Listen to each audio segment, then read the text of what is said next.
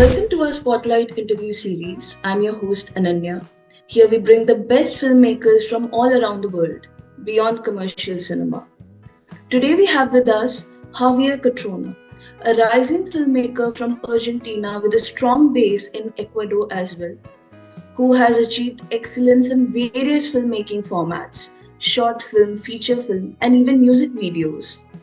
He has several works in his filmography, such as El Último Día, which was released in 2008, and Lluvia, which I believe translates to rain in Spanish, in 2007. But I must say his 2024 film, Alucina, also called Fishgirl, is something very special. Hello Javier, welcome to 72 Dragons Media, and we are so grateful to have you with us today. Hello, Ananya. Thank you so much for this invitation to this interview. It's an honor stay here in 72 Dragon. Thank you. Thank you so much. I would like to provide some important insights into today's filmmaker's career and achievements for the viewers. It's so interesting that he started his career with something that's much more fast-paced and compact than regular filmmaking. He successfully started out with advertisements and has won several awards at the Cannes Lions for his directed ads over the years. He has so many film achievements under his belt as a truly international filmmaker, a coveted prize to participate in the March 2 films in Cannes, the Originality Award at the Girona Film Festival at Spain, and several others. Most notably, Fishgirl won the Special Jury Mention Award at the Tallinn Black Nights Film Festival last year. A note to the viewers, this is one of the largest film festivals in Northern Europe and a prestigious event held in Estonia every year. So coming back to the origins of your career, Javier, I believe that you started out with advertisements, then shifted to a bit longer format, that is short film, and finally you embarked on making full-length feature films. So how did this transition happen, like step by step? That's right. I started my career as a commercial director in Argentina, and later I moved to live in Ecuador, directing commercial for international brands and local brands. And adversity become in my job, in a way, in my lives. First and all, I studied films in the School of Arts at the National University of Cordoba, Argentina. So making short films or music videos has always been expression for me. And later, that short films and video clips is an escape from that adversity world. But the transition never quite happened, probably because the adversity, take up so much time in my life. And so making the Fishgirl was really slow process of transition from one path to another path until finally I decided to make films my priority, and that is when Fishgirl Alucina becomes a reality. That's amazing. Like, I'm curious, which is your favorite format? Is it short film, advertisement, or feature film? Future films. Forever. Of course, that's for most of the passionate filmmakers out there. It seems that feature films are much more fulfilling to you, right? But we have also noticed that many filmmakers and acclaimed filmmakers all around the world started out with directing advertisements and music videos. So I'm curious, what are the potential lessons a filmmaker can learn when they direct advertisements compared to feature films or any other longer film format? Yes, both worlds are different, very different, but share similarities. I think first is the structure, no? The developing project, the pre-production, the production, the post-production are similar. Of course, in a small way and a long way, ¿no es cierto? you learn to work in teams and with professionals and artists who usually move between both worlds, no? Cinematograph, producers, art directors, actors jump to the world of adversity, to the cinema, and the cinema to adversity.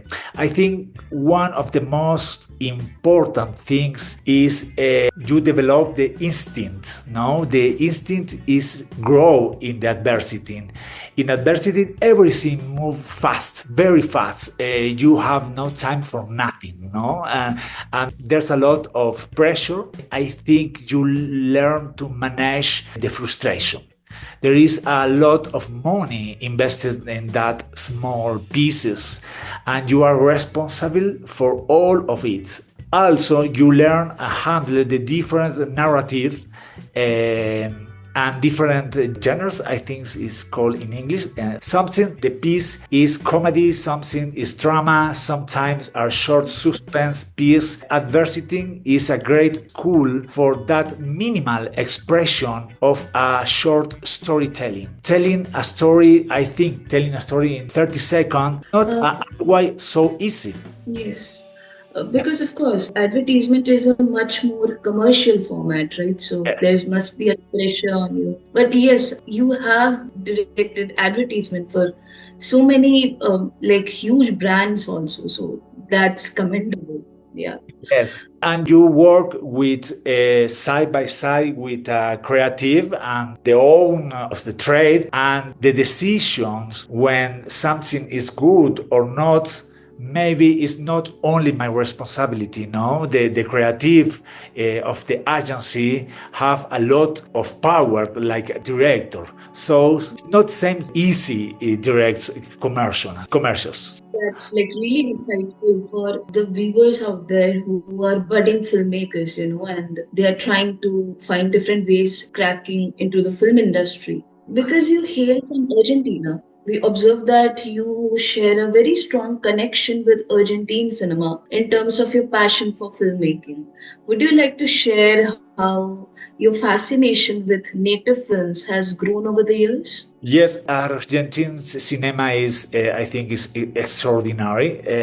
Films like Nueve Reinas or El Aura by Fabián Belinsky or La Ciénaga, Lucrecia Martel, Historias Extraordinarias by Mariano Linars, very extraordinary or magnificent piece of cinema. But I believe the films of Eliseo Subiela, Hombre mirando al sudeste or El lado oscuro del corazón are incredible personal and poetic films with philosophy and surrealism and very deep emotion films. I love these films of this Liceo Subiela. I think speaking in Argentine cinema, I can avoid mentioning the deep crisis its root is now under the Milei government, marked by a severe budget cuts and not only a brutal reduction in a state support for audiovisual production, but also a deep contempt for the art.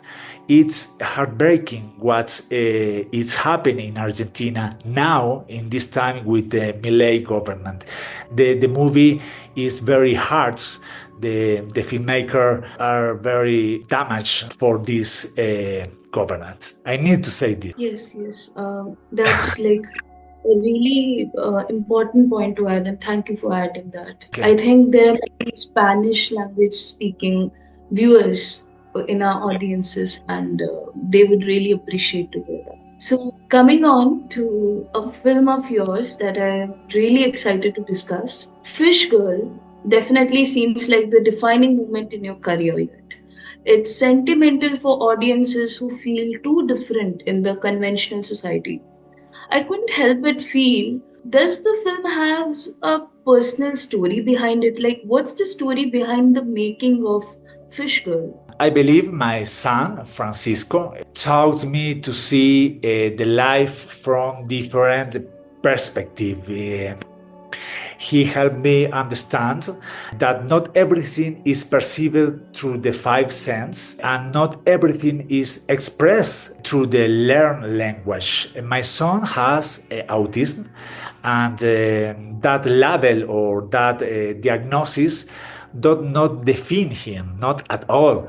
Even through its categorizes him, discriminates him, and make him different in the eye of society, as if begin different where something is bad and the different is not bad, it's different. But Francisco, my son, what the label don't say, that he is an extraordinary boy. And I don't say that just because I am the father. No, no. That is why in Fishgirl, I think I'm trying to ask very deep questions about question because the question is more important than answer for me. I'm question what is the reality, what is the difference between the consensual reality and the personal reality of each individual. What is the identity? What defines us? What is the relationship between the physical and the emotional development and our experience? What happened with our soul, alma with our soul, and about the energy who connect the people. I think that is a question who born with my seeing in my sons. He is perceiving the life from another perspective. That's beautiful. That is a beautiful explanation to your film. You have definitely turned your son's story into a beautiful, extraordinary experience for the audience through the film Fishgirl. One thing I'm really curious after watching the film, how is the protagonist Camilla's identity tied to the fish? Because it's such an imaginative idea, such a large fish following her around. Audiences will interpret in their own manner, but would you like to share with us how Camilla's identity is tied to the fish? I think covering the identity that big and gigant fish or the reason for this presence, no, is one of the missing piece of the puzzle of Camila and the viewers must find. No, I think that gigant fish is intimately connected with Camila and his family, to her past, to the coast, no, to the sea, to the fisherman, to the nets, and to a story her mother used to tell her a tale of mermaid. And this story connects that past of Camila with the fisherman and the mermaid. The mermaid are an element who is very important in this life of that childhood of Camila. And the giant fish is a very special character who grow in the films, but have very connectional with the physical world of Camila. That just explains my curiosity because I'm a fan of fantasy and fiction genre, and I think it was perfect. The cinematography of the film was perfect. I also observed there is a profound use of blue color in the cinematography of the film. We have seen some of the most acclaimed films in the world focusing on the color blue as storytelling, like Krzysztof Kieslowski's. He's an iconic Polish filmmaker for the viewers. His film Three Colors Trilogy Blue shows blue as a color of melancholy or even winter. But I think your film has added another perspective to blue here, that is transcending the reality. So I'm Yeah. quite curious. Yes, you are right. We usually refer the color of film as a part of aesthetic, no? But that is not quite right because the color is a language, the color is a symbol, color is emotion encoded. The color of Camila from a deeply personal perspective is a contrast with the red. The red is represent the relation of Camila with the external world, her room, her love, and her passion with Jose, and brutality, and the blood connect to the Alan, another character. The red is outward, no, it's action, but the blue is introspective, is introspection. It connects to her inner state inside. It represents her melancholy, you say, before the transformation. Like the color of the butterfly she can only see in the movie is also blue. It's the color of the soul. It's the color of the cosmos. That elements are very blue. And you are right in your mention because the blue is the color of the reality, but not the consensual reality. The consensual reality is multicolor, but his reality, he deeps memory, he deeps the soul. That is the color of the blue. That is beautiful. I mean, like it's her personal reality, it's her personal soul. So Yes. that is blue in color. And the red and blue contrast is very impactful in the film. And I think filmmakers use that to show the contrast in emotions, contrast in circumstances. So that is very insightful. Thank you so much, Javier, for giving us your precious time and your amazing insights. Fishgirl definitely seems like the soulful intervention that we require in the fantasy genre today. And we wish you all the best for all your upcoming projects. Would you like to give a final note? Would you like to add something? Only thank you, Naina. Is I'm very happy with the interview, and I'm a follower of your media channel in Instagram. So I'm very happy to be here, and thank you very much. Thank you so much. That means a lot to us. I hope the viewers enjoyed this discussion as much as we did, and we will be back with more rising artists from the world of cinema. So stay tuned. Goodbye.